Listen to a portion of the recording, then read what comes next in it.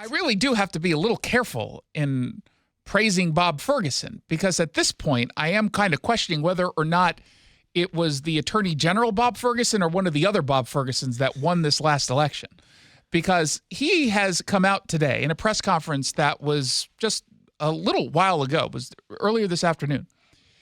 And he responded to the two budgets that the Democrats have put out, two budgets that include quite heavy or hefty tax increases, including a wealth tax, a property tax, a payroll tax, all these other taxes, a whole bunch of taxes.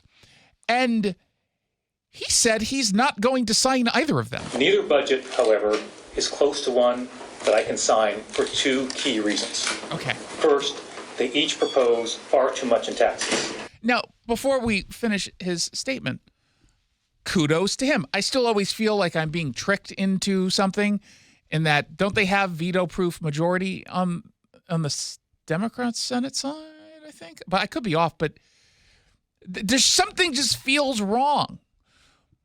Because this is not who he was as Attorney General. He was very, very, very partisan. But he has shown, not just on this issue, but in a general sense, he's been coming off as pretty moderate to reasonable. Second, they both rely on a wealth tax, which is novel, untested, difficult to implement, and most importantly, for purposes of adopting a sustainable budget, will face an immediate challenge in court. Now, that's being practical or prudent, I suppose, right? I mean, what he's essentially saying here, and he knows that a wealth tax is clearly unconstitutional. It is without a doubt unconstitutional. And again, remember, they tried this as a concept in California, and it was so clearly unconstitutional, they decided to just move on. And they are just as, if not more crazy than we are. But what he's saying here is fine. You can go ahead and pass this wealth tax, but the problem is it's going to be immediately challenged. He knows it's going to end up losing. And what you'll do is set up a budget that is relying on money that you will never see, which creates an even bigger mess.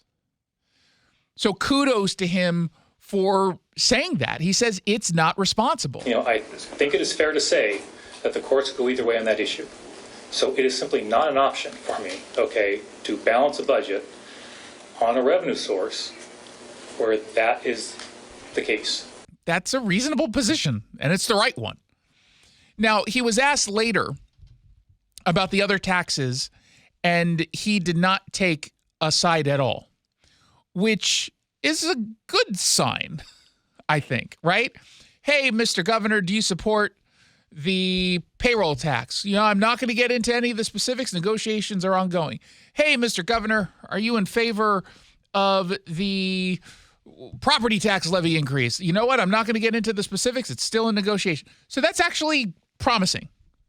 Now, it doesn't mean we won't end up getting some tax in those worlds, but maybe it means the taxes are lower. He very clearly, at the beginning of that clip, said there are too many taxes, not just one, right? He was talking about the number of taxes, and I imagine that also means just the amount of a percentage increase in these various worlds. So he clearly wants to see fewer taxes. That's rare to hear from a Democrat in Washington state. It is. It is. And the Democrats, as early as this morning, because I doubt they saw this coming, June Robinson, the state senator on the Democrat budget side, she was on with our sister station, Seattle's Morning News, Cairo News Radio, asked specifically about the taxes, and she said, well, we can't move forward with the Republican plan that ends up making too many cuts because then we won't have any essential services, blah, blah, blah. And then host Charlie Harger was like, well, you're still pushing a payroll tax on big business, and this is happening just a week after, not even a full week after the city of Seattle had come out and said, oh, yeah, our payroll tax, we projected $47 million more than we actually got because the businesses moved their jobs out of the city. Why would you rely on that kind of scheme to get tax dollars? You know what our answer was? What? You know how if I wanted to get from here to Olympia, I can just drive down I-5? Mm-hmm. what if I decided to take I-90 and then go to Spokane and then turn around and then try to make my way through side streets, arterials, to get to Olympia? That would be stupid, right? Yes. I wouldn't actually get to my destination. Probably just die. Get lost and die. She just chose not to answer. She didn't want to get on that direct path to answering the question. No, she wanted to go take a bunch of turns all over the place before she got to the end of her sentence without actually answering to the criticism. They have to see that this is a problem. And they've heard from mayors across the state. They've heard from big business. You know, we've got audio later on in the show of Microsoft president talking about the wealth tax and like, you better be careful what you're asking for here. This is not going to go the way you think. So there's a lot of pressure on the Democrats to not do this. They did it anyway. And then here you go. You got Bob Ferguson to the rescue. And I can't anticipate how many times I'll say that. I can't imagine I'm going to say that a lot. Are you convulsing as you say it? I puked a little bit, but swallowed it. Don't worry. Didn't make a mess. Just like that kid on the bus. On the bus. But I will, again, I'm a believer, or at least pretend to be because it makes me seem less heartless. But I am a believer in giving credit where credit is due.